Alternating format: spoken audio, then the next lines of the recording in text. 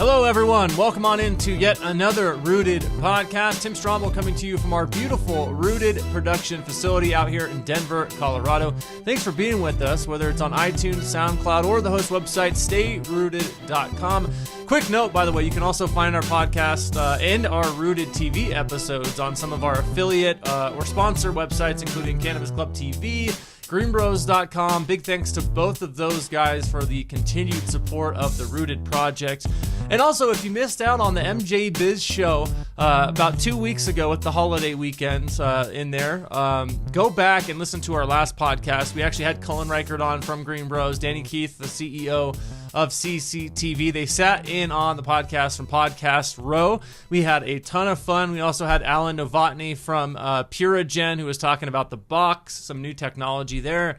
And we just kicked it for about 45 minutes. It was a really interesting show that we got to basically people watch at the show while we talked about all these things. So it was a lot of fun. Go ahead, iTunes, SoundCloud, or stayrooted.com. Now, as for this show, we have a very interesting show lined up for you all today, as we're going to be talking about something that we haven't covered on the show before, and that's the idea of combining hemp, honey, and organic essential oils to produce a new product in the, I say the cannabis space. There's no cannabis in it, but that's the space that we're all kind of operating in. Technically, it's a hemp CBD product, but I kind of lump it all in.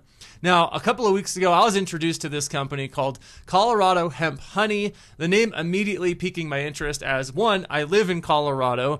Two, I've loved honey as long as I can remember. And three, I fully support hemp-derived CBD. We've had some hemp-derived CBD companies on the show before who are doing great stuff. My buddy Lex Pelger over at Bluebird Botanicals is a great example of that.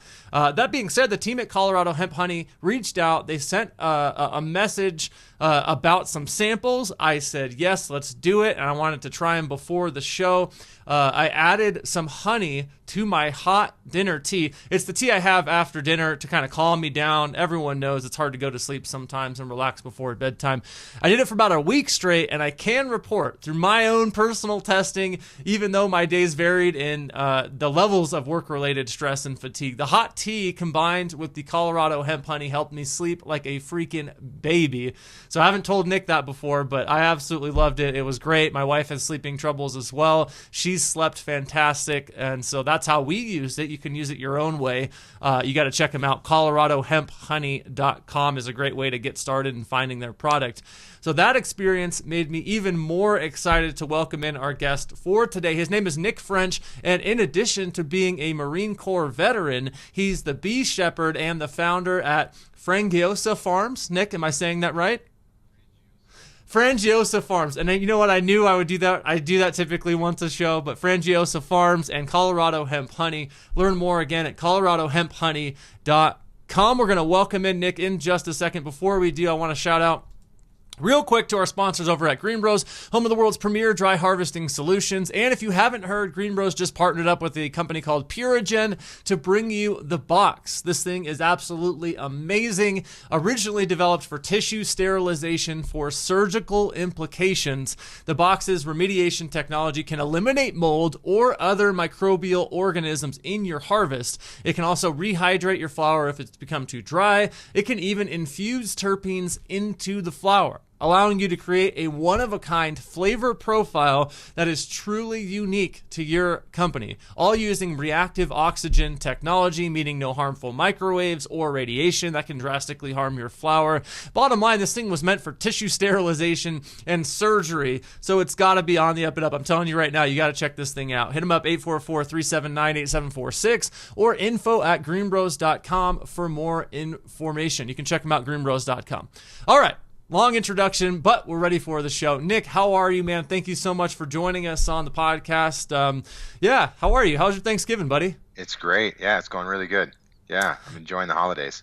You know, first off, before we get into the interview and what Colorado Hemp Honey is all about, thank you for your service in the United States Marine Corps. It's such a sacrifice, so I always try to thank veterans when I can. My dad was in the Navy a long time ago, so it does mean something to me. Can you share a little bit about when you were in service and what you did when you were in the Marines? Yeah, well, I served, it seems like a long time ago. I served from 92 to 97. I spent a little over 2 years in the infantry. I was a machine gunner. I went to boot camp on the East Coast in Parris Island, and then ended up going out to California and joined the 1st Battalion, 1st Marines in a infantry unit that was kind of transported around by helicopter. And after that, I joined the Marine Security Guard division and ended up serving overseas for another 3+ years doing diplomatic security, working in embassies in Central America and Guatemala City, and then in Jakarta, Indonesia. Now, Nick, if I'm not mistaken, there's nothing like, and I haven't experienced this firsthand. I have read a lot of books. My specialty tends to be World War I, World War II in terms of the history that I like to read about. But that adrenaline rush and is something that Marines, in helicopters, jumping out of planes, firing machine guns, is something that can be addictive. And I know that beekeeping might not be that same adrenaline rush. So how in the world do you go from being a Marine who's firing, machine guns to wanting to work with bees? Yeah, well, when I got out of the Marine Corps, I was going to go to the University of Cincinnati, and a friend of mine asked me, "What are you going to do? Where are you going to go? Where are you going to live?" And I said, "Well, I'm going to go back to Ohio. I'm going to go to the University of Cincinnati." And he looked at me and he said, "Is that going to be exciting enough for you?" And I said, "Why? What are you doing?" And he said, "Well, I'm going to Colorado. I'm going to go mountain biking and skiing and hiking, and I'm going to do all these outdoor exciting things."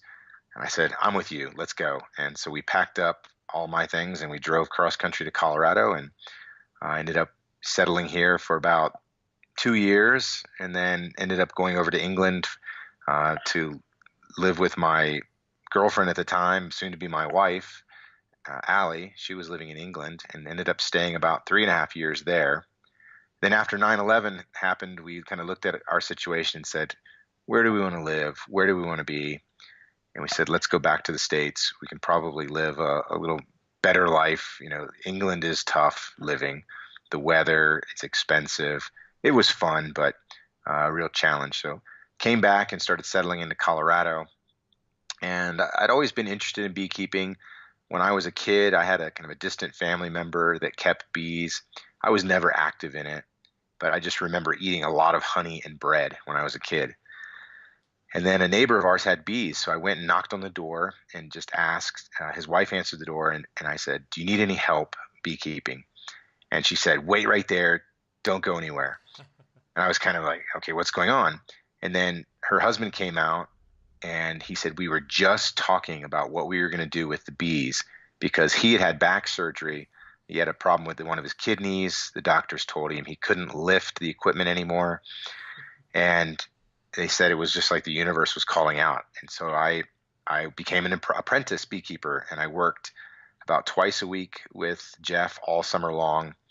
And at the end of the summer, we harvested about 800 pounds of honey off of about 12 hives, which was a lot of honey.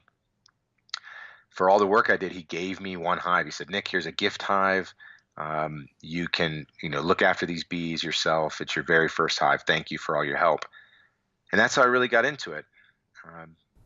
A few weeks later, Jeff said, "I've been doing this for 30 years. I want to get out of the business. Do you want to buy these other hives?" And it was overwhelming. I said, "No, it's too much, too fast. I don't know what I'm doing." And he reassured me that it's fine. You know what to do. You've read all the books. You've worked a year with me. He said, "I'll be here to help you if you have any questions." And was really how I got started. And that takes us, I guess, almost to 2015 when you and your wife create Colorado Hemp Honey, where you decided to combine honey from your farm, Colorado-grown hemp, and organic essential oils. When was the light bulb? I guess if it's going to happen, it's going to happen in Colorado, right? But what was that light bulb moment like for you that said, okay, I've got this idea and this idea, let's blend them together? Yeah, it all started early in 2015 when a hemp advocacy group contacted me and said, "Hey, we have a hemp seed shortage in the U.S." Because at the time, hemp seed was illegal to import into the U.S. Any viable seed, meaning a seed that you could take, plant in the earth, and it would grow into a plant. So the U.S. government, the DEA, was banning any importation of seed. And so I started to look at this, and I said, well, this is what beekeepers do. We increase pollination, the rate of pollination, the seed set, fruit development. I said, well, there might be a business model here. So I started looking into pollination contracts with hemp farmers because, although hemp is wind pollinated, it doesn't guarantee 100% seed set. Wind can be infrequent, not even across the field. Then you have other factors like birds and seed drop through harvest.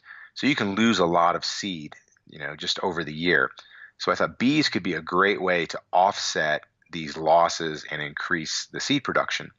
So I ended up getting a contract with a farmer. I put about 20 hives on 70 acres of industrial hemp just north of Denver. And it worked out really nice. It was a great experience. And so at that time, I was looking into other products that were coming out of hemp, and there's thousands and thousands of products that come from the industrial hemp plant. And some of them are tinctures and, edible type products, that you can consume. But at that time, they just tasted horrible. And I thought, our honey tastes so good. Why not combine the two foods together, these two superfoods, and create an infused honey? And that was really when the idea was born. Now, so you grow your own hemp as well. I think that's really interesting. I hit an article. It was so serendipitous the way this happened. I was prepping for this podcast yesterday, looking on Twitter or Facebook. I don't remember, just killing a couple of minutes in between thoughts. And an article comes up that talks about the hemp crop possibly helping to save bee populations because it lasts longer into the year and bees can, pollinate more. Can you explain that to me? Is that true? Could hemp actually help save some bees?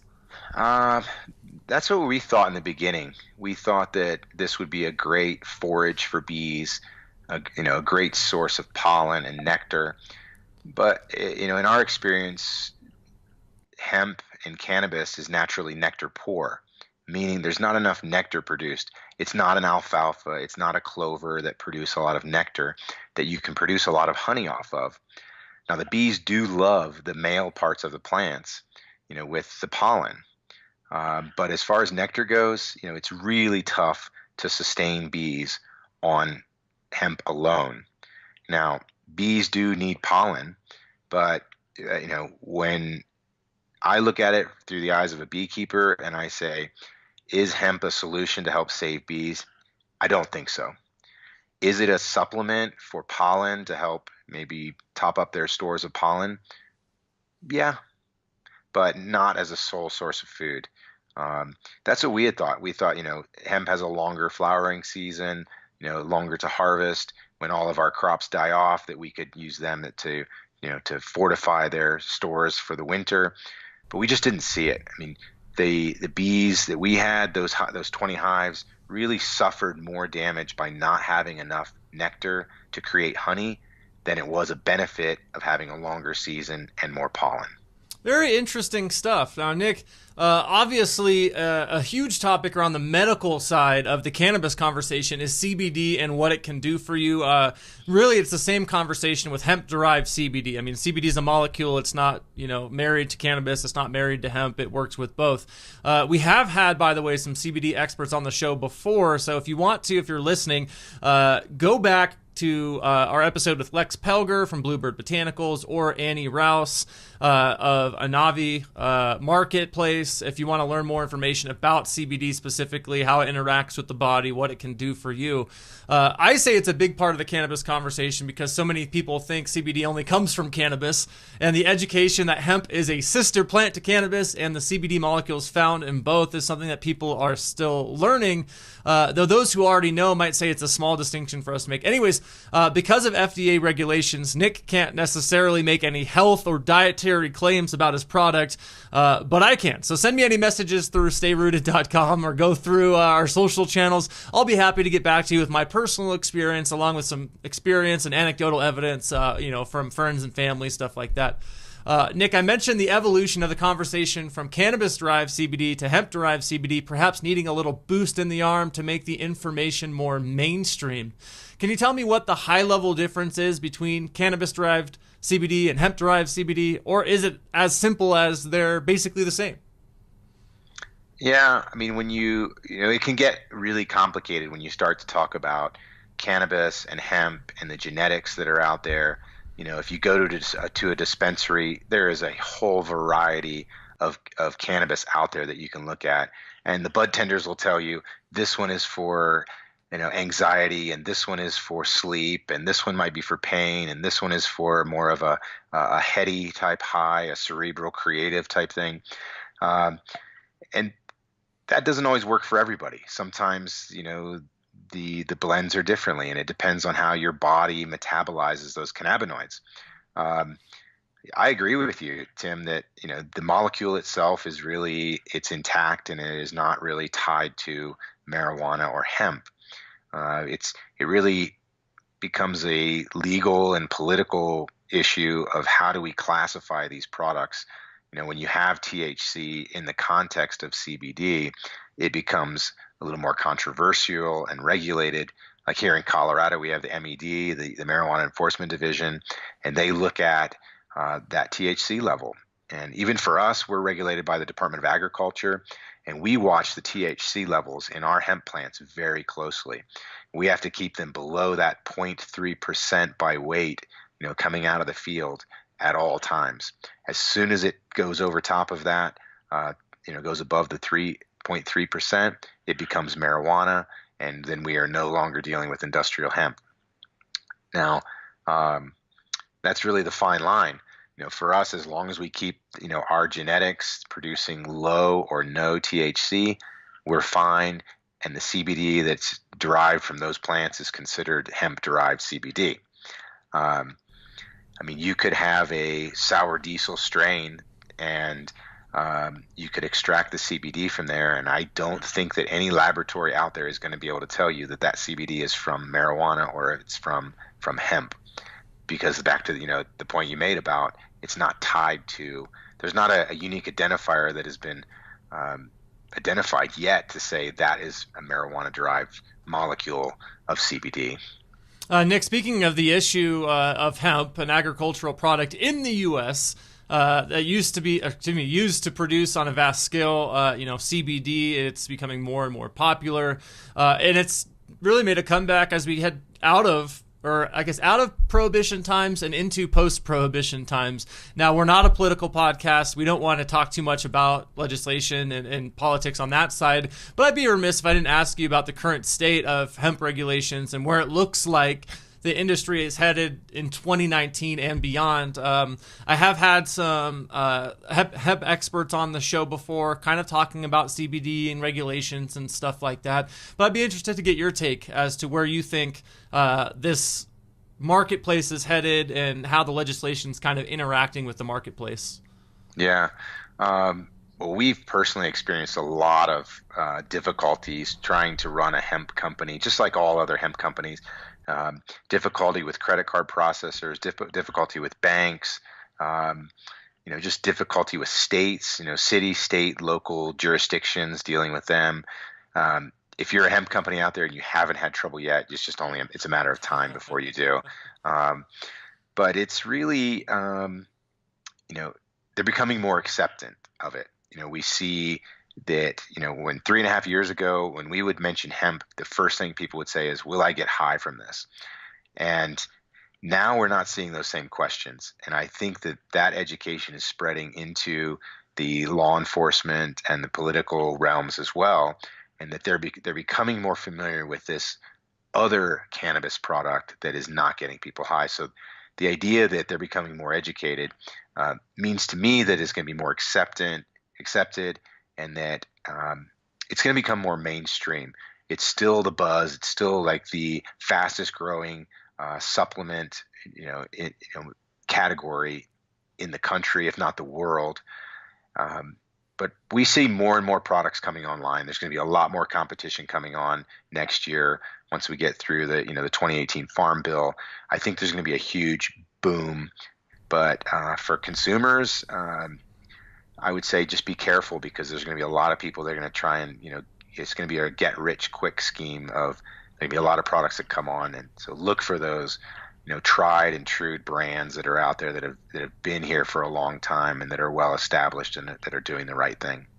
I couldn't agree more. You got to look for people with reputation, look for people who have other people that are reputable in the industry saying good things about them. Listen to interviews like this. Listen to informed podcasts where the actual founder of the company can get on and speak.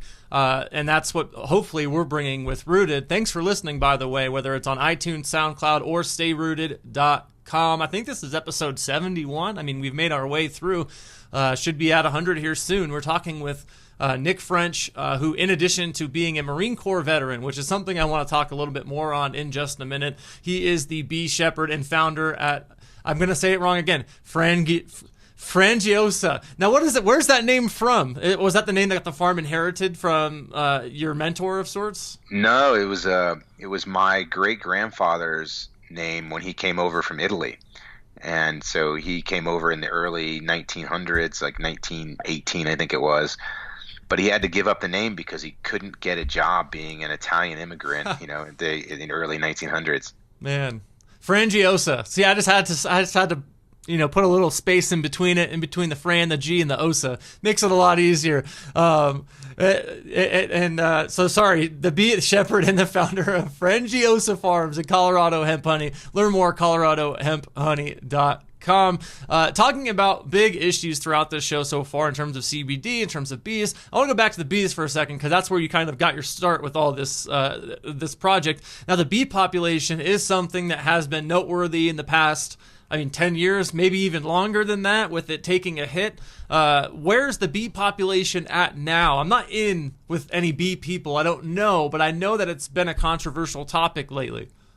It's definitely controversial. It depends on who's writing the news and what their intent is. You may hear reports that the bees are dying off in great numbers. Then you might hear another report that says the bees are fine. There are more bees than we've ever had. I can tell you firsthand that it is a struggle to keep bees now. Back to my mentor who kept his bees for 30 plus years, he didn't have the same struggles that I'm facing now. So we often have discussions about the way he kept bees when he started 30 years ago to the way we keep bees today. So beekeepers today have many challenges. There's a mite called Varroa destructor. If you're a mite and you want to destroy bees, you get a really cool name as the destructor mite.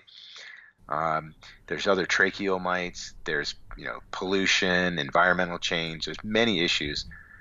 I plan on 25% loss of colonies every year, and I manage about 100 to 150 colonies every year. Now, how does that compare to the percentage loss that someone like your mentor would have seen, 20, 30 years ago? He would have had maybe a 1% loss, or no losses, year to year. There are some beekeepers out there that say, oh, the last 3 years I haven't lost any bees. And I always say, wait, it's coming.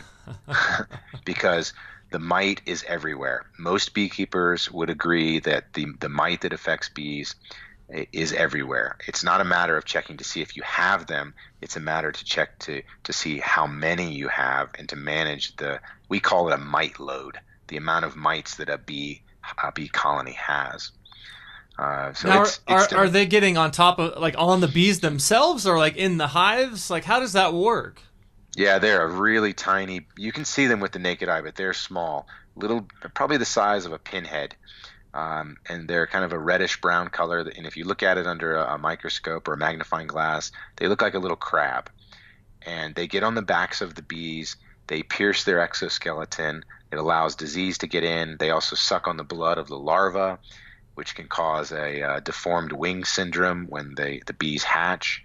It's really a bad thing to have in the hive. But I try and work with the bees to help manage the load. There's a lot of organic practices that I use to help work with the bees without using harsh chemicals to kill off the mites.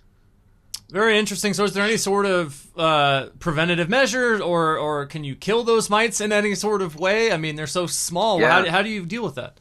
Yeah, without going into, the whole conversation of bees and managing mites, we could talk for days on just the one subject. I've been to, advanced beekeeping workshops where you spend the day and you just talk about breeding queens. But the idea of working with the bees is a couple things that we use. In the hives, there's a screened bottom board. And so when the bees groom themselves and they flick the mites off, the mites fall through the screen out of the hive. Once the mites are a few inches away from the bees, they end up dying pretty quickly. I'll also use powdered sugar to dust the bees, which creates a slick environment, and it helps the mites fall off when the bees are grooming. Just powdered sugar, and the bees just kind of lick it off, and it doesn't cause any harm. Um, Breaking up the brood cycle of the bees also affects the brood cycle of the mites. So, pulling, frames of eggs out at different times. And then there are some organic treatments. Some of them sound really nasty, but they're all considered organic. One of them is, my favorite is formic acid. Formic acid is naturally occurring in the beehives. It's naturally occurring in the honey in trace amounts. It's actually a component that's found in the venom or the sting in fire ants.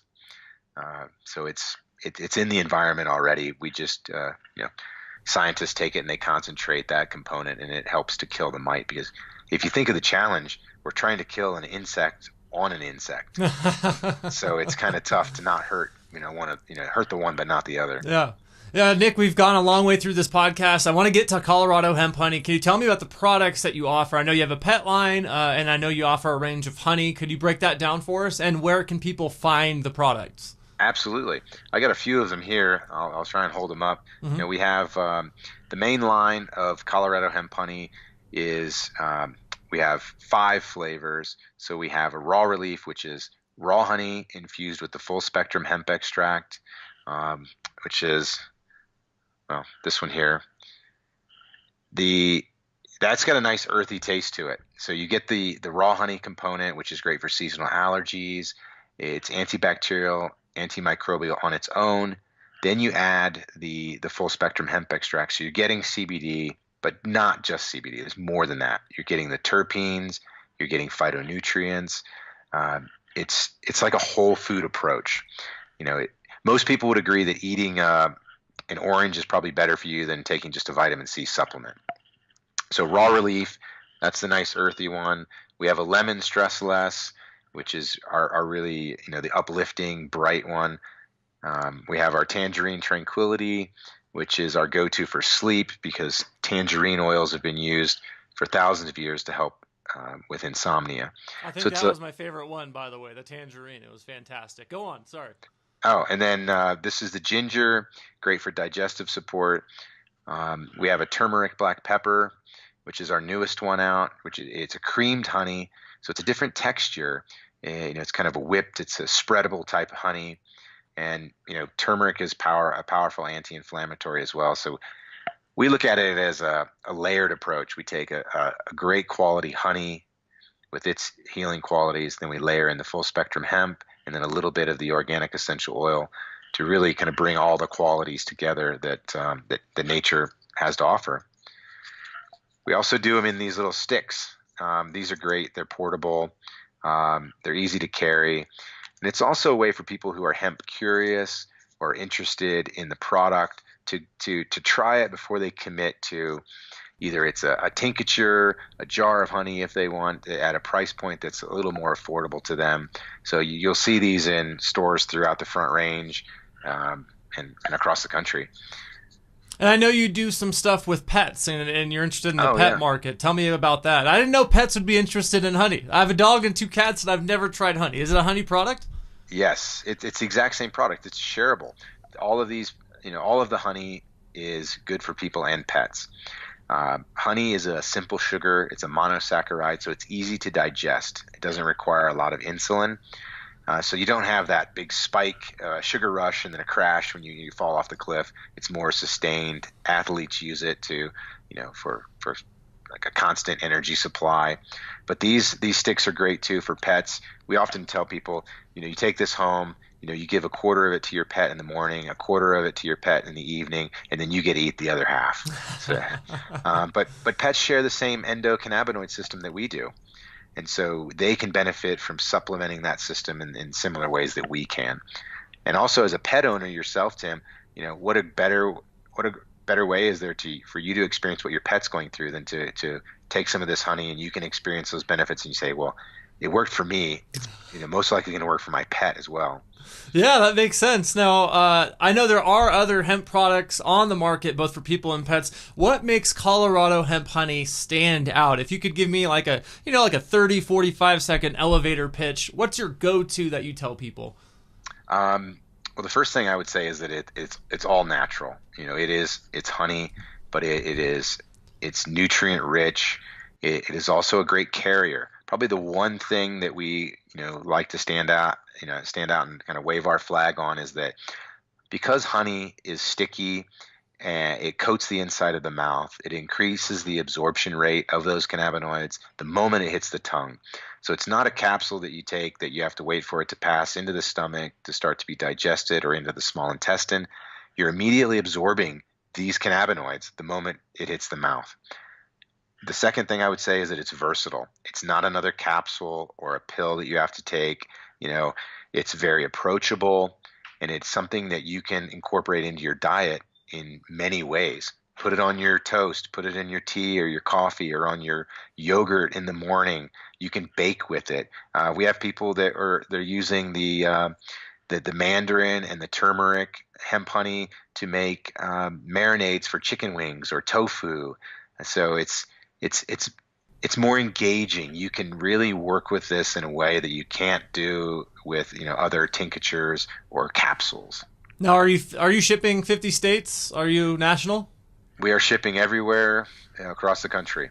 Yeah, and we have on the ColoradoHempHoney.com website. There's a store locator. So people that are not in Colorado or would like to go into a store and look at all the other hemp products that are available, you can find a store locator, put in your zip code, and it'll tell you the stores that are local to you. And we love to support our local retailers. So we encourage people, go down to your local retailer, go in, talk to them, because what you're going to get, at the local retailers, you're going to get a consultative approach. They're going to be able to talk to you about our product and other products and just hemp and CBD in general, and to help educate people a little bit more. Now, Nick, you're a veteran. It's a veteran-owned company. Obviously, it's your company. You do work to support and give back to vets as well, and I know that has to be something you're passionate about.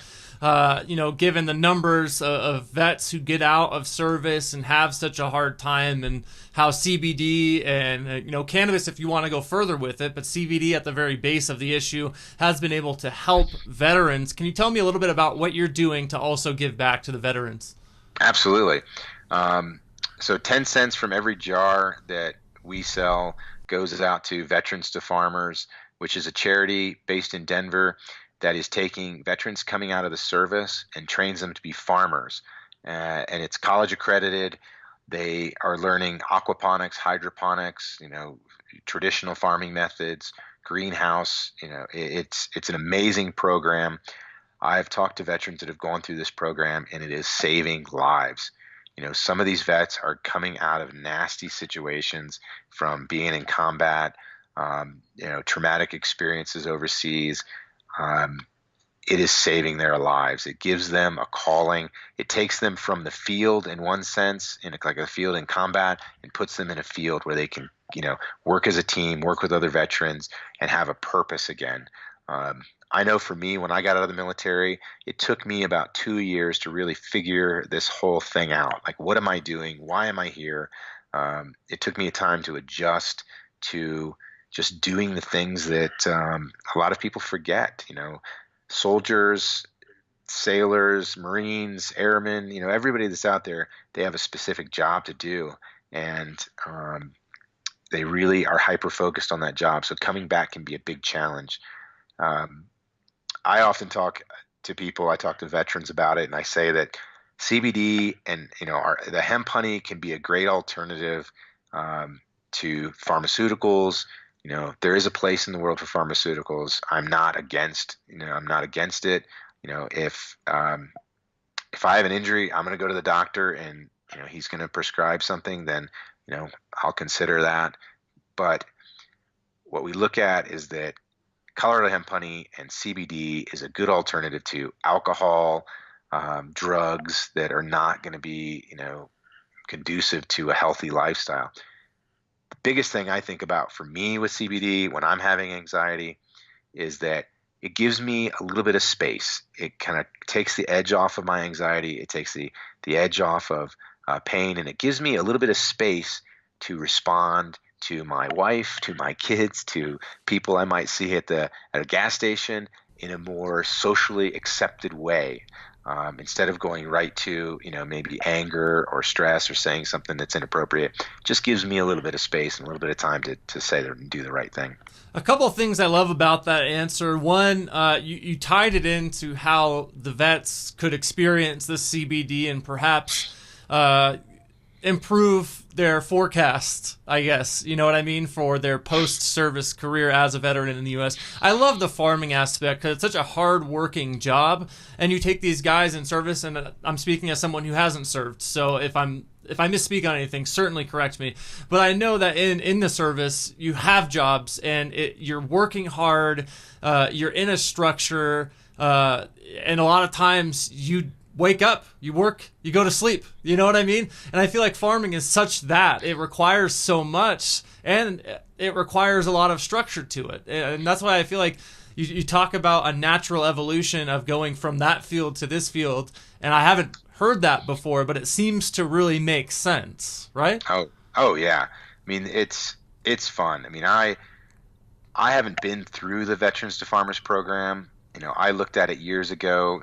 It wasn't a right fit for me at the time in my life, but I can see it working. I mean, it is Rich Murphy is the acting director right now. He's a veteran. He does a great job.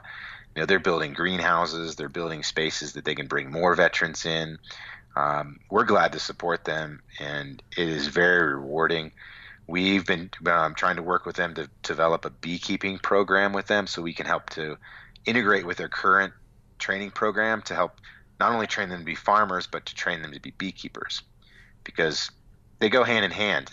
Even gardeners, if you're a gardener, believe it or not, you're a beekeeper as well, because you're picking and choosing plants that are nourishing those bees. So you're integrating your beekeeping, your farming, your gardening, all into the big, I guess, the greater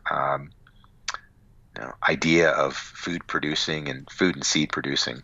Nick, is the amount of bees, does that correlate at all to the amount of people like you who are keeping bees? For instance, 200 more beekeepers pop up. Does that help the bee population, or do those bees just come from somewhere else? That's a great question, because people often think that if we have more beekeepers, we have more bees. But this may surprise you, but when you start off beekeeping, you're going to kill a lot of bees, because you're learning your craft. You're going to do things wrong. I've done it. I've made some really dumb mistakes beekeeping, and I've killed bees. So what we need, we need more beekeepers, but we need more educated beekeepers. We need beekeepers that are studying it, they're working it. It's just like farming. It's tough work. You have to be committed to it. Now, you can let them go and do nothing with them, and chances are they'll probably survive. But in the current climate, with the diseases that I mentioned earlier, they're going to die off at some point, and you're going to be devastated. Really, the largest majority of bees in the country are managed by migratory beekeepers, the ones that are going, say from Colorado to the almond groves in California, then up to the Pacific Northwest to pollinate berries, then to Michigan to do blueberries, New England for cranberries, down to Florida. So they're moving the bees around. It's something like, it's greater than 90% of all the colonies in the U.S. go out to do almond pollination. Yeah, it's huge. It's huge. And there's some controversy around that as well, because people think that because you're taking bees from all parts of the country, you put them in one place, you're spreading the disease. You're propagating the mites, the tracheal mites, other diseases. Then they all go back to their homes, and they share it with all of the hobby beekeepers. There's probably some truth to that, but I guess really to answer your questions, from when I started beekeeping to now, I see more people interested in doing hobby beekeeping, backyard beekeeping, like say you or your neighbor, you decide to have a hive or two. There are more people interested. When I started, 10, almost 12 years ago now, people would look at me and say, "There's a problem with bees? Bees are dying?" And I'm like, yes, look into it, start reading it. Now I get kind of drive-by shout-outs. People are like, "Hey, how are your bees doing?" So people are definitely more aware. Just a couple more questions with Nick French, who is a Marine Corps veteran. I want to ask you a question about that again in just a second. He's also the bee shepherd and founder at Frangiosa Farms in Colorado, hemp honey. Nick, as a vet, what's your experience been like with CBD inside of the vet community? I mean, you mentioned that you can talk about it with them and what it can do as opposed to prescription pills, but what was it like when you first learned about it, and then what's that learning curve when you're trying to tell people about it? Because I'm assuming it's still somewhat of a four-letter word to those who serve, so closely related to cannabis that I'm guessing there's not a ton of knowledge there when they meet you. Yeah, you'd be surprised. There's still a real divide, even when you just talk about cannabis. I mean, you get those stereotypical Vietnam veterans that are smoking weed. You get young veterans that are coming out that are, total purists that don't want to do anything, that only want to believe what the doctors at the VA say. And then you get, a full spectrum of people that are like, well, I'm interested in something different. I know for me and the vets that I've worked with, a lot of them don't want to take pills. They don't want to take prescription pills. It might make them feel, hazy, and just kind of groggy. They're looking for natural alternatives. And, CBD and hemp and even cannabis, in my opinion, is a better alternative than a lot of the chemicals that are offered out there. Um, I'm I'm really, in shock of the opioid epidemic in the country. I've also experienced it firsthand. I lost a cousin to a heroin overdose, and so I've been touched with, on all aspects of this at some way or another. And so I think that had CBD been an option for my cousin when he was younger, but possibly he may not have, gone the direction that it did go. I would like to think that every American, no matter what age, veteran or not, has the option to choose CBD as an alternative, option to an opioid that's prescribed by a doctor. And I think that, in general, I don't think smoking anything is probably good for you. Breathing in a burnt plant into your lungs is probably not good. It was the reason that we thought that the hemp honey was a great option, because you can consume it without inhaling it. Um, but I think, if you're going to look at, one versus the other, pick the lesser of the two evils that gives you the best result. Now, an interesting question that popped into my mind, I'm going to throw it out. Have you ever considered going past CBD and into a cannabis-infused or cannabis honey? Is that Yeah. a logical step, or are you trying to stay away from that? Yeah, no, we did explore this about a year and a half ago. We looked at doing an medically infused, with THC, um, but it's a challenge. There's a big financial investment that's required to do that. There's a lot of regulations that go around. We looked at partnering with another medically infused producer in Colorado to do it, and it just wasn't a good fit at the time. Kind of every time we turned the corner, we had another, grocery store chain approach us and say, "Hey, we'd love to carry your honey." So it was so much easier just to continue down producing this. We get a far greater reach as well. If we did an infused product, we would only be in Colorado, unless we manage some other licensing deal in other states. But it would be a very limited option. But I'm not opposed to it. We may consider it again in the future. Interesting. Now, in terms of getting this company to where it is right now, what have been the largest problems, I guess you could say, or the growing pains as you've scaled your business? Um, I would say, we continue to face it still, is the banks not wanting to work with hemp companies. And really, it's credit card processors, been the biggest challenge. So for e-commerce, just doing wholesale sales, having a credit card processor. I've been banned from PayPal. I've been banned from Amazon.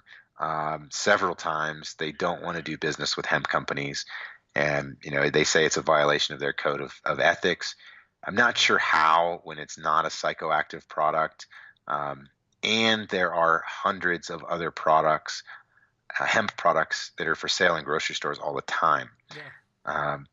That's the biggest one. We found some good credit card processors now that we've partnered with that we feel really good about. The state and legal things are kind of a thorn in our side.